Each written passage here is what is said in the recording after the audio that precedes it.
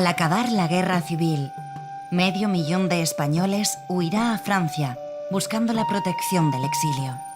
Allí serán internados en campos o enviados a refugios, hasta que el estallido de la Segunda Guerra Mundial obligue a los hombres a alistarse. Alrededor de 10.000 españoles, entre excombatientes en el ejército francés, miembros de las compañías de trabajo, colaboradores de la resistencia o simples refugiados, acabarán en los campos de concentración alemanes. De ellos, más de 1.000 eran aragoneses.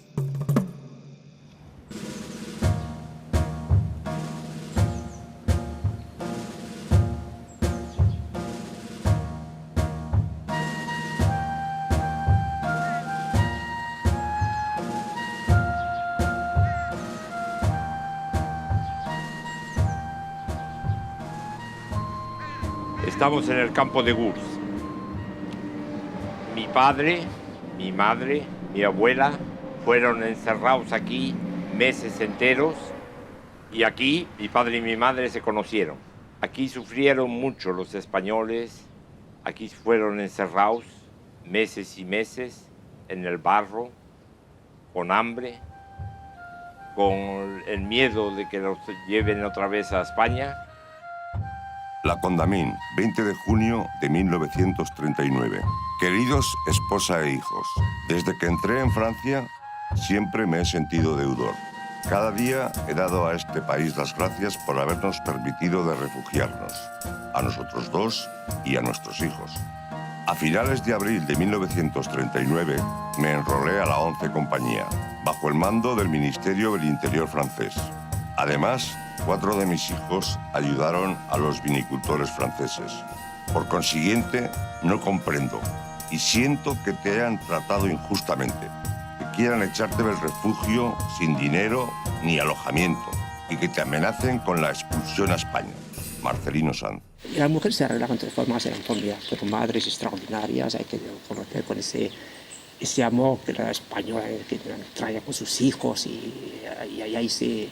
Y mi madre se baldó pues, completamente lavando ropa en pleno invierno. Yo recuerdo que hasta íbamos los niños para romper el hielo de la lavadero municipal para poder lavar. Gors, 17 de febrero de 1940.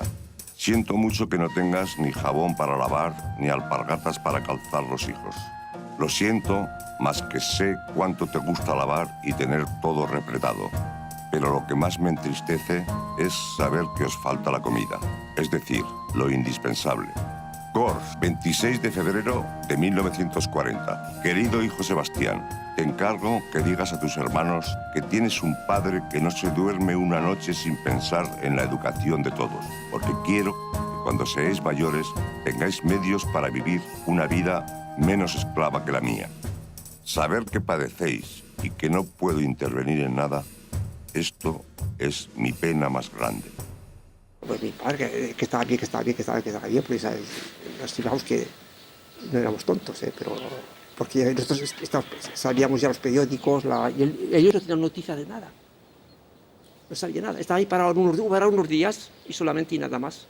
Y después, bueno, cuando llegó la invasión alemana, eso no lo contó nuestro cuñado porque se salvó. Y yo buscando, padre, ¿dónde estás? Y una gente, ahí había camiones, había coches, había tanques, había cañones, toda la gente ya, los alemanes, y se arrastraban todo delante de ellos. Y padre, y entonces el capitán, o el comandante, Vidal, que se llama por todo Vidal, que era su chofer, mi cuñado era su chofer, le coge, sacó la pistola y le puso la pistola en la sien y dice, tú coges el coche enseguida, pero es que yo busco tú no buscas a ninguno. Tú sube y venga hacia el sur, y rápido. Y él miró con el coche y hizo unas vueltas por allí, y él dice, o te vas recto hacia el sur o te disparo. Y pues él se fue. Pero eso a mi madre nunca le perdonó, le perdonó claro con los años, pero eso pasábamos años muy malísimos entre mi madre y mi cuñado cuando él se presentó sin mi padre. Y ya que él tiene la culpa de todo, que él se fue y él no lo contaba a nosotros también, nada, que era... Pero que mi madre ya lo quería comprender. Para ella lo había abandonado, no había hecho su deber. Y claro, como él y miles de españoles fueron a la cruz alemana. Caballero, caballero, ¿de dónde ha venido usted? De la guerra. guerra, señorita, ¿qué se le puede ofrecer?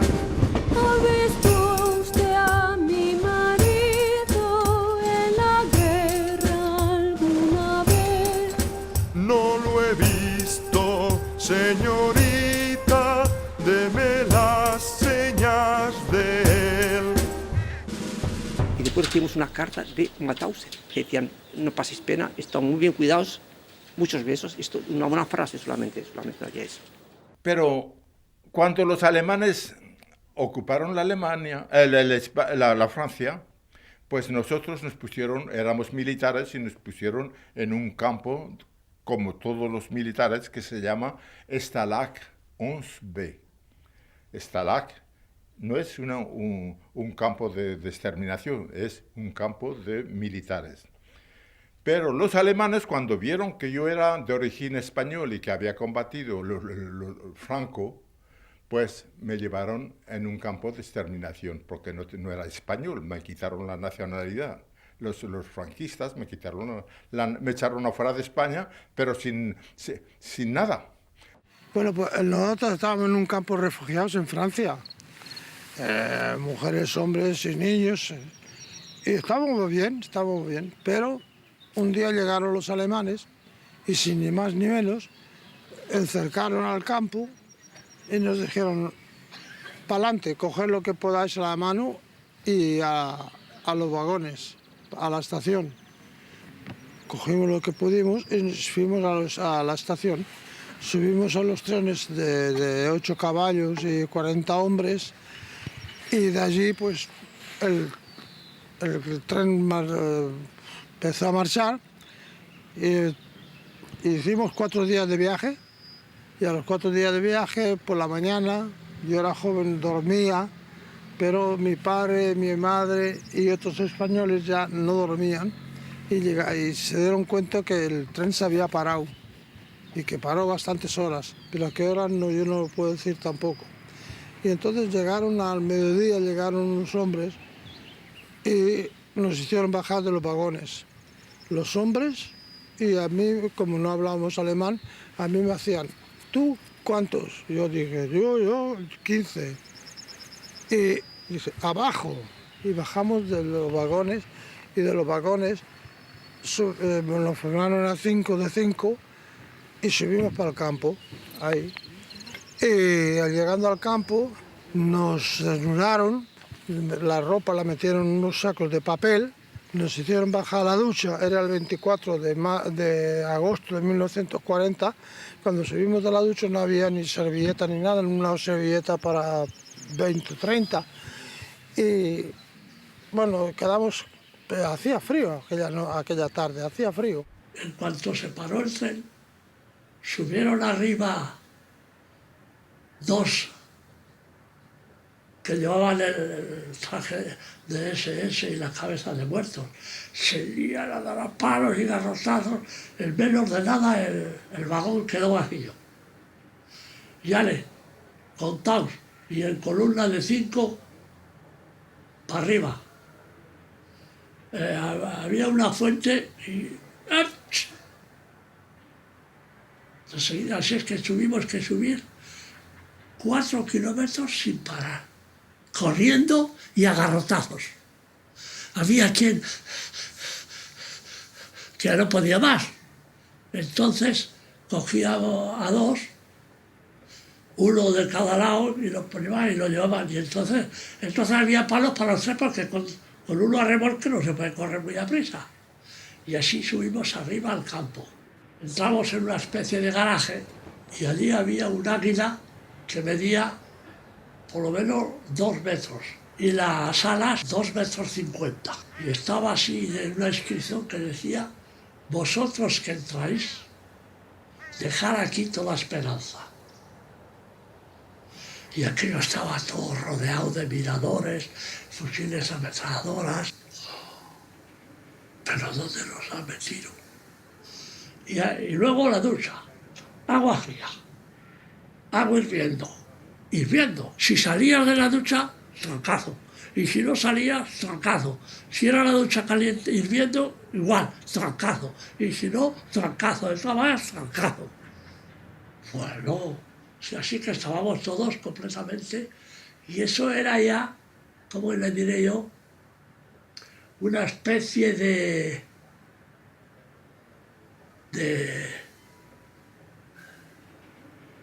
como aquel que quiere adoptar una disciplina.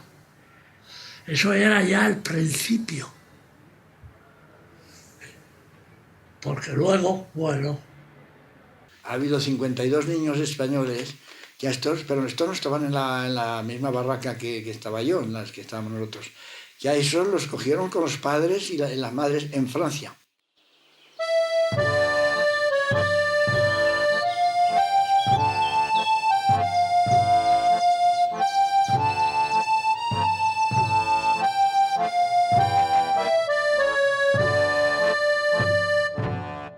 Yo que los he vivido, y y los he sufrido, porque yo al principio no era el Paulino que conocían después, que toda la gente conocía.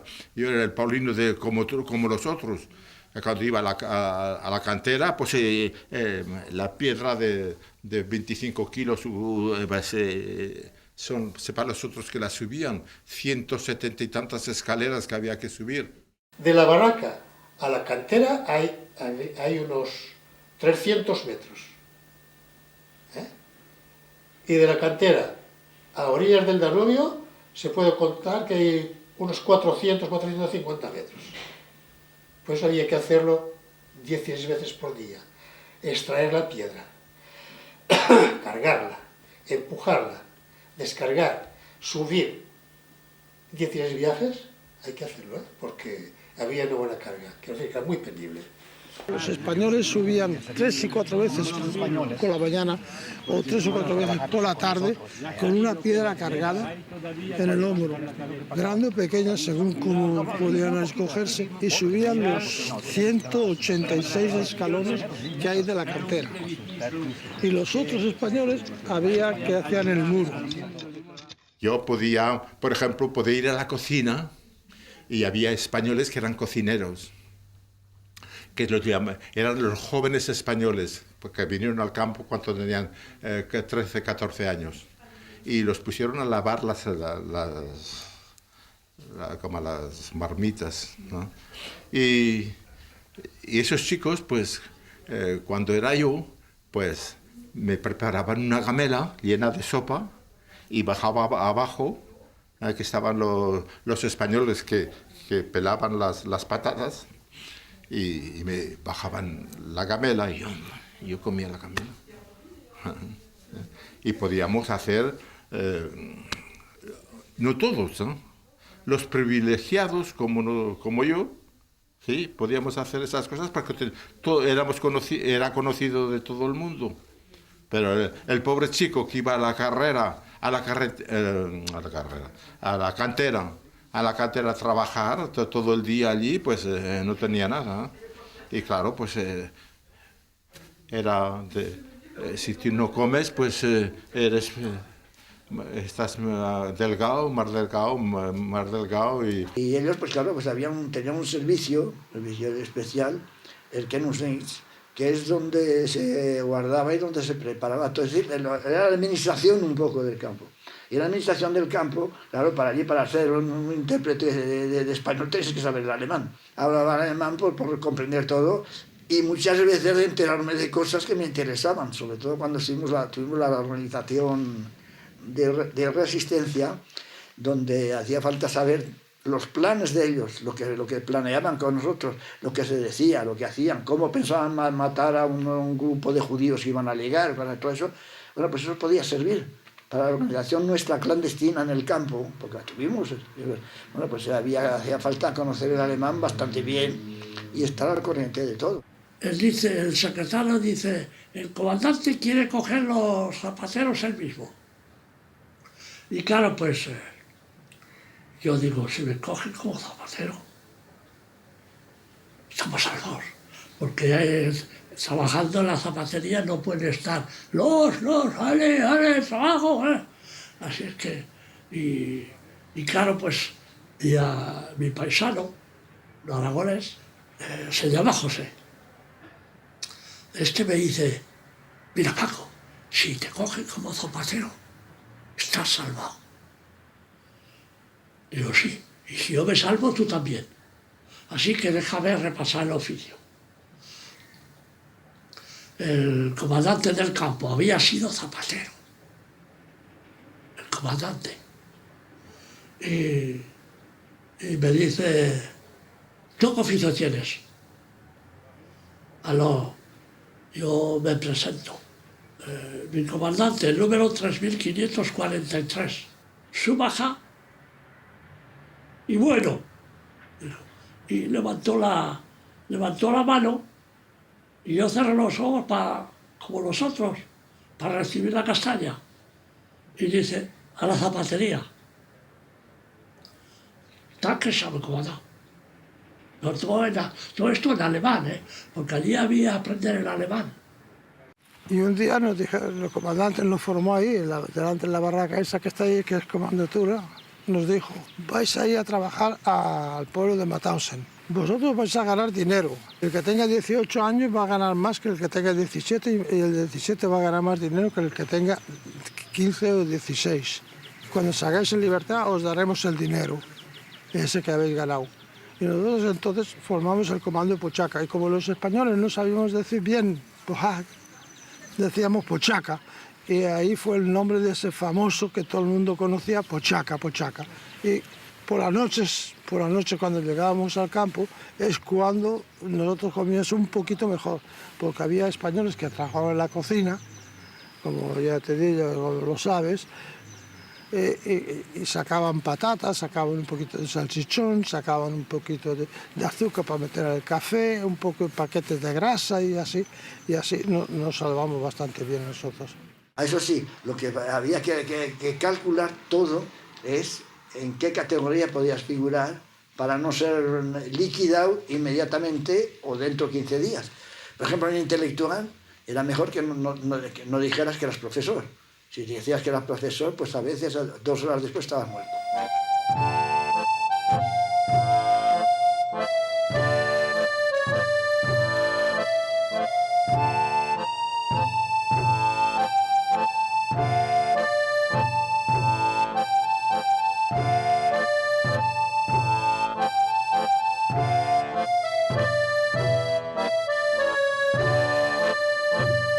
Mira, yo quiero decir la suerte.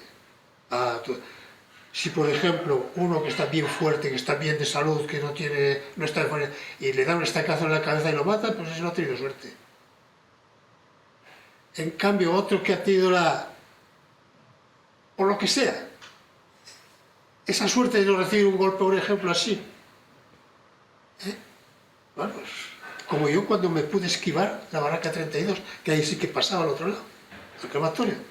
Y esa reacción, pues desde digo, yo cuando yo no pensaba más que de eso, digo, ¿cómo saldré de aquí? ¿Cómo saldré? ¿Cómo saldré? Pues yo sabía el fin. Y me se me puso en la cabeza y digo, bueno, cuando tú vas el tío ese, pues le diré, yo estoy bien, que quiero trabajar. Y eso es cierto. Y se lo dije con tanta... Igual que... Porque no te hablan con amabilidad, no creáis. Eran solamente gritos. Y palos y puntas de pie y estacazos. En Mauthausen no tenía que estar ahí nadie vivo. No te olvidáis, un campo de exterminio nazi, no tenía que estar ahí, y menos nosotros. Porque cuando te dicen eran locos, ¿qué coño hay de estar locos? Los métodos hitlerianos no son hechos por los locos, cuidado. Porque estaban muy bien estudiados, muy bien preparados, y no, porque para organizar la destrucción total hace falta también ser inteligente, porque hay que buscar los medios de cómo llegarás a deshacerte de todo eso. El campo era un campo de exterminación, así es que si yo estoy aquí, es porque tuve la suerte de que le gusté al comandante del campo. Me vio este jovencito que tenía entonces 19 años, o 20 años, y con los cabellos un poco rojos, ¿no? ¿Ah? Los ojos azules, y jovencito, y que ponía todos los alemanes, los capos y todo eso, los ponía todos KO. Cuando voceaban conmigo, como no sabían vocear, y al cabo de 3 minutos, y entonces yo aprovechaba para ajustarles mis crochets y todos caían. Y tuvo tanta simpatía por mí que me dijo: señor Paulino, ¿no?, usted va a elegir el trabajo que usted desee para que pueda usted entrenarse y hacer el espectáculo que me da casi todos los domingos. Cuando estoy de servicio vengo para verlo boxear. Tuve esa suerte, que hubo un comandante que seguramente en su juventud había sido como yo, un jovencito boxeador, y cuando me veía boxear, pues él creía que yo era alemán, ¿eh? Así es que yo digo, he pasado 5 años en deportación, pero he estado muy protegido.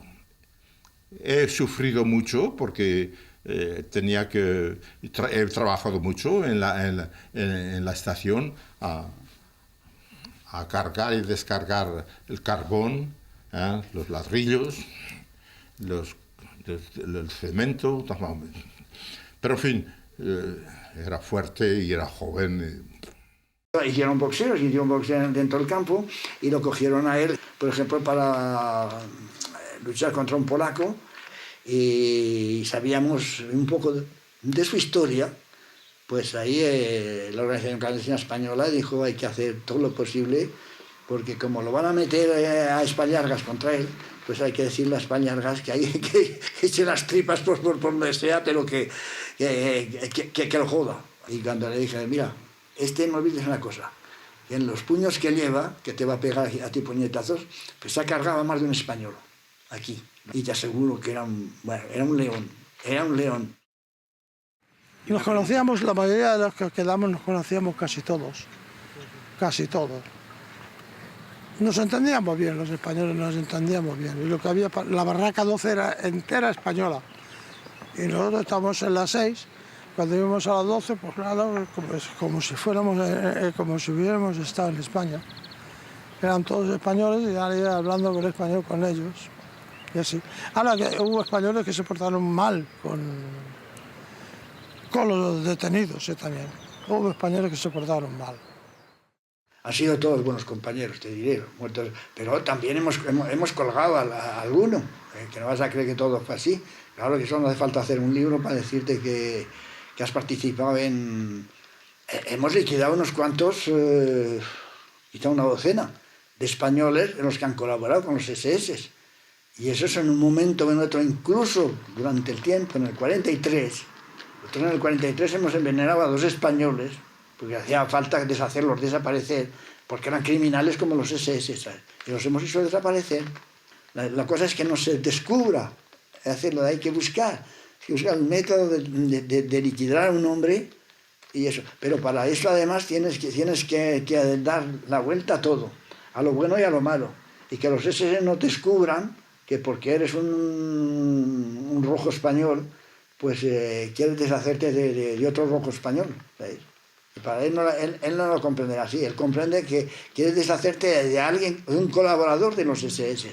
Y eso ya es muy diferente. Cuidado, que entonces somos todos los que pasamos por ahí.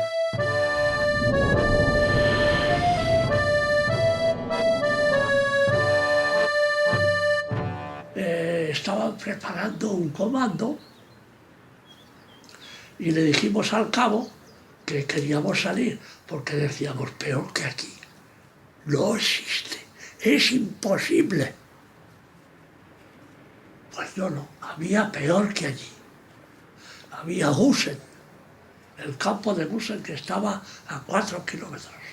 Los que estaban así decían que estaba de los pulmones, o que tenía algo que no podía trabajar, le decían: aparte. Dice: esto es para la enfermería y los otros para el trabajo. Así, a mí me metieron para el trabajo. Y claro, pues los de la enfermería,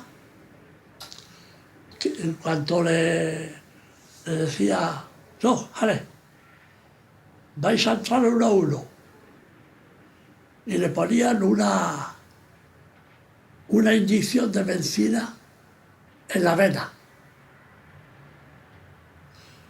Enfrente había una puerta,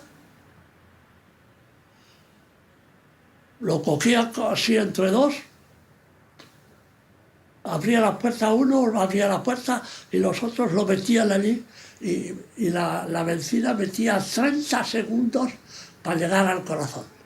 Y se quedaba seco. Sí, era así como los mataban. Porque matar a los hombres a palos es mucho trabajo para esa gente. Yo he visto que le habían pegado un trancazo a un hombre en la cabeza, que te llevaba la cabeza abierta, se levantaba y andaba y le tenían que pegar no sé cuántos palos allí para matarlo, porque lo mataban así, no importa cómo, había que matarlo. Cuando se les ponía las narices, cuando habías trabajado todo el día, que llegabas mojado, que ya después que hacías la formación de la tarde, ibas a la barraca, y si llovía te decía, venga, desnudarse todos. Cada desnudo, a la calle, ¡vamos! Formación. Y ahí pues se divertía porque te tenían desnudo durante 1 hora o 2 horas de agua, que llovía y tú estabas desnudo. Así es que nosotros la única cosa era, mientras que tenías un poco de vigor, un poco de fuerza, cuando ibas perdiendo fuerza, ya te liquidaba. La única cosa que es aquello que uno dice, mientras hay vida hay esperanza. Y para que haya esperanza, ¿qué puedes hacer? Tratar de que la vida continúe. Así es que es una cosa y otra con la otra. Y me dijo, Pepito, ten cuidado, cuídate mucho de ti, porque Pagmaya, el jefe de campo, no era el comandante, sino el jefe de campo, no me dejó ir con él, yo me iba ahí con él y dice, tú aquí. Mi padre marchó para Gusen, en Gusen lo mataron, pero no me lo dijeron a mí que lo había matado, porque era joven y como cada día iba un comando que hacía un grupo de trabajo, iba y venía de Gusen a Mauthausen en la Gusen. Y claro, yo decía, ¿cómo va mi padre? Va bien, tu padre va bien. Pero ya se cansaron de tanto decirme que estaba bien. Y un día, un domingo, pues, y me dijeron, oye, Pepito, te vamos a decir una cosa, tu padre lo han matado. Y me contaron la manera que lo han matado. No fue porque fue muerto, sino como lo mataron, que me da pena. Y cada vez lo siento más. Mataron a puntapiés, a golpetazos, a 3 maños, que eran de la misma edad más o menos. Lo mataron a puntapiés. Que había fallecido que estaba en Gusen, que era el del sitio donde los quemaban, que eran los cadáveres en Gusen. Del pueblo se salvaron 2 o 3 del pueblo. Y regresaron al pueblo, que conozco uno, Rifaterra, lo conozco muy bien. Y él nos contó, nosotros los hijos, un día lo cogimos aparte, y que tus padres se una pulmonía y no hablar. Digo, no, queremos saber todo. Mi madre no, pero nosotros queremos saber todo. Y dice, un día pues vinieron a buscar a tu padre, los SS, y se lo llevaron. Y cuando se llevan a alguien sabíamos dónde lo iban, ya ese día no lo volvía más. Y pocos días después, otros SS se presentaron para el fin. Y él se puso a gritar, a mí no me haréis lo que habéis hecho a mi amigo Marcelino. Y se tiró a la alambrada electrificada y ahí se quemó. Los camiones fantasmas en un principio eran autobuses preparados que hacían un recorrido desde Mauthausen hasta Gusen, y el tubo de escape estaba ya de alguna forma preparado, que la combustión de los gases llegaban al interior del camión donde iban los deportados, y en el trayecto morían. Estos fueron los primeros transportes fantasmas desde Gusen y desde Mauthausen. Y después aquí llegaron también en camiones, los traían aquí cuando los deportados ya estaban en un mal estado, que no podían trabajar, y eran gaseados en el castillo de Hartheim. Y de hecho, los primeros gaseados desde Mauthausen en este castillo fueron republicanos españoles.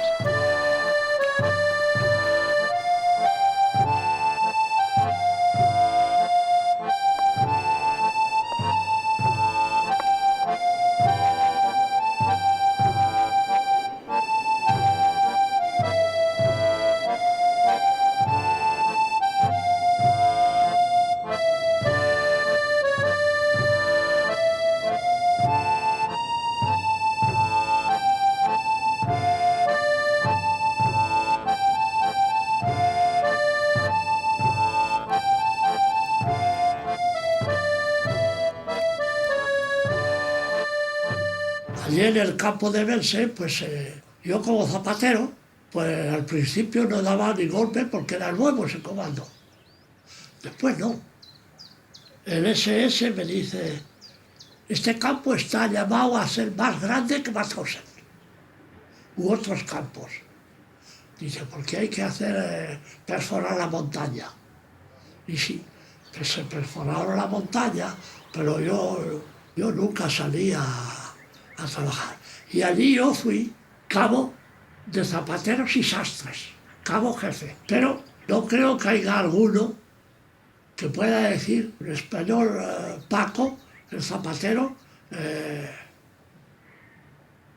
yo no pegué a ninguno y no le tenía necesidad de pegar, porque allí, como fuimos los primeros españoles que llegamos, acordamos, decir, bueno, puesto que somos nosotros los primeritos que llegamos, tenemos que coger todos los mandos, porque los mandos los tenían los polacos.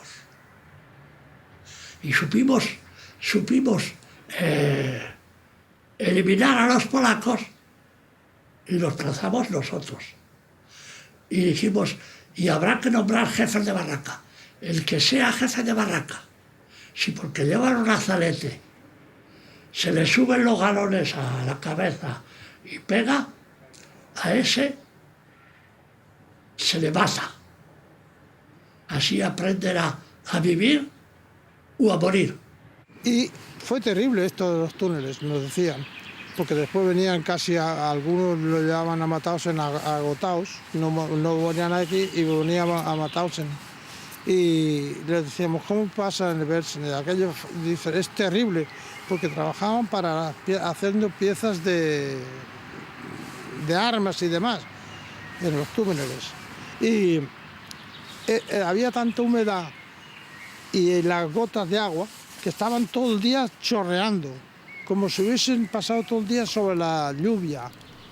Cuando desplegaban la noche, iban a los bloques, nosotros decíamos bloques, las barracas, y entonces pues comían lo poco que había a comer, se acostaban pero con la ropa mojada, porque es que no se cambiaba uno. Perforando las galerías, a veces pegaban con un manantial de agua. Y ya le había que perforar a otro sitio. Y así, pero ya estaban construyendo ya 5 pisos al interior, porque tenían que meter a la gente adentro, trabajar 24 horas sobre 24 horas sin salir fuera ni ver la luz. En la cantina daban tabaco para los que trabajaban en los túneles, pero ese tabaco los desgraciaduchos no lo veían. Los que nos fumábamos el tabaco eran los hay que decirlo, éramos los que estábamos allí en el campo, los enchufados. Porque al final no olvidéis que el campo de Mauthausen nos liberamos nosotros. Están los aliados que llegan cerca, pero la liberación de Mauthausen la hacemos nosotros. La organización clandestina que tenemos en Mauthausen, de la cual los principales jefes somos los españoles. Y nosotros estábamos que esperábamos que llegasen los rusos o los americanos. Y vimos enseguida la bandera americana y los esperábamos. Y entonces, pues, cuando llegaron los americanos nos dijeron, tenía una amiguita yo allí, en el campo, porque había mujeres también, ¿no? Y es ella que hizo el intérprete, ¿no? Subió sobre el tanque y dijo, hizo la traducción de los americanos, que no nos vayamos del campo. Cada uno irá en su país, nosotros los americanos vamos a hacer lo necesario para cada uno entre en su país. Aquí estaréis, mientras estéis aquí tendréis comida y on va a cuidarles. ¿No? Pero yo no podía quedar más allí. Me fui en el pueblo abajo y encontré un camión y empecé a mirar que es que había... no tenía nada, le faltaba solamente gasolina. Ahora fui a buscar gasolina, le puse en el reservoir y enseguida le hice, como era electricista, sabía cómo había que hacer. Y fui al campo y enseguida mi camión se llenó de personas con banderas y todo. Y nos fuimos. Mi novia me decía, no te vayas, no vamos a ir a Polonia. No, ni Polonia, ni Rusia, ni tú sabes, no, yo me voy a España. La España, las fronteras estaban cerradas y no podíamos entrar. Así que estuve aquí en Francia toda mi vida. Los últimos que nos quedamos aquí fueron los españoles, porque como nadie nos reclamaba, los rusos marcharon a Rusia, los polacos marcharon para Polonia, los checos igual, los yugoslavos bajaban por el Danubio con barcas, viva Tito, pero nosotros nadie nos reclamaba. Y hasta que Francia, algunos franceses dijeron, hay españoles allí que nadie viene a hacer nada de ellos. Y entonces fue cuando nos llevaron por aviones, fuimos de aquí con camiones hasta Linz, y en Linz montamos en aviones bombarderos que venían cargados de mercancía para las tropas americanas, y nosotros montábamos en los camiones y nos llevaron a Linz. En Linz cogimos los aviones y llegamos el 3 de junio de 1945, llegamos a Francia. La única cosa que yo sé, que nos pusieron el nombre de rojos en España, vinimos aquí, nos llamaban Rus Español, y fuimos a Alemania y nos decían Rot Spanien. Nos pusieron etiqueta sin serlo. Era un pueblo que defendía sus derechos a la vida. Era un pueblo que deseaba que hubiese escuelas, que hubiese, por ejemplo, una reforma agraria justa y como es debido, y un poco de justicia equitable a todo el mundo, no a sentido único. Es la única cosa que el pueblo quería. Las familias de los deportados republicanos quedan en España, la mayor parte de ellos, y desconocen qué situación, qué padecimiento, qué ha sucedido con sus padres, con sus hermanos que han marchado al exilio. Y lo conocen a partir de 1945, cuando reciben la comunicación por parte de la Cruz Roja que han muerto en Mauthausen. Estas familias han quedado totalmente rotas, que es un drama personal de todas ellas, y que tienen grandes dificultades, muchas de ellas son gente trabajadora, tienen grandes dificultades para seguir adelante y viviendo en el interior del país en plena dictadura. Que se vive un drama de silencios, de miedos, y que esto muchas familias lo ocultan incluso entre sus propios familiares y no se llega a conocer. Cortés, éramos carne y uña, y los sábados por la tarde bebíamos una cerveza y con él nos desenvolvíamos a hablar, arreglamos España, arreglamos todo porque éramos dos deportados, pero a los otros no, ningún detalle tampoco, no contábamos nada. Mis hijos sabían que había estado deportado, pero no lo que había pasado, ni supieron lo de mi padre, ni nada de todo eso. Y precisamente, al cabo de un cierto tiempo, de ciertos años ya, como hace 15, 20 años, se empezó a esa cosa de moverse a la deportación. Me dieron la carta de deportado, me dieron la insignia de deportado, y mi mujer me empujaba, tienes que hablar. Mi mujer, esa francesa, pero me empujaba, tienes que hablar, tienes que decir lo que has vivido.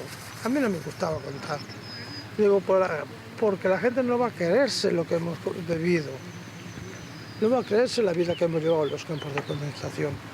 Es casi increíble.